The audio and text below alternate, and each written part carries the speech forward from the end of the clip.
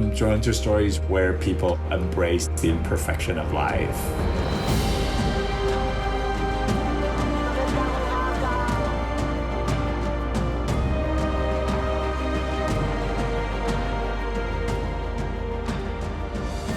My name is Leo Chiang. I am a documentary filmmaker based in both Taipei and San Francisco.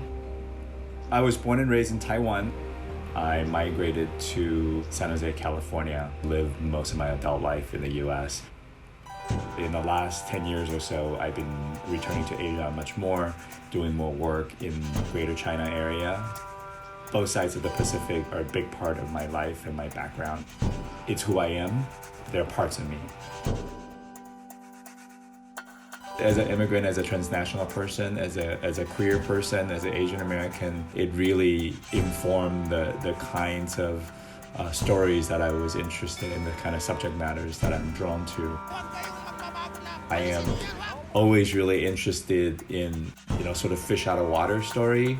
Maybe it's because I feel like I'm a person in between, and I'm drawn to other people who feel like they're kind of on the margins of different groups. The GLAD Party List is the only LGBT political party in the world. Baklang abogado po. Abogado ka? Abogado po ako, pero bakla, pero proud po. I'm also, kind of drawn to family stories, father-son stories. For me, the reason why I tell the stories that I do is because I feel really personally connected to them. I love to follow a group of people over long periods of time and see their lives evolve.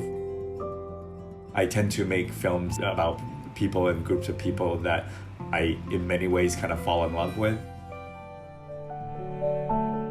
这个作品就是我对父亲想说的话，想谢谢他们。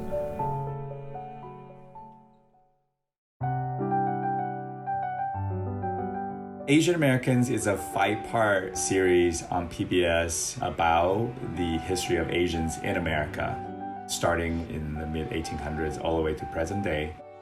And it's across different Asian American communities, East Asian, South Asian, Southeast Asian.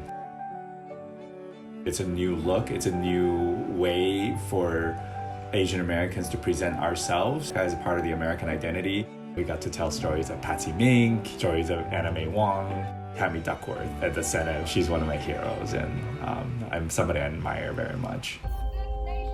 What she did for women's rights and equal rights with Title IX a half century ago is a remarkable achievement, not just for Asian Americans, not just for women, not just for people from Hawaii, but for all Americans. I'm hoping and I'm seeing that maybe the day of narrative tokenism, for lack of better words, is hopefully behind us. That there's the real celebration of stories from communities of color. I'm also really hopeful to see that more and more decision makers of color are emerging. I'm really hopeful about those two things, and I think that Asian Americans as a series is very much a part of that shift.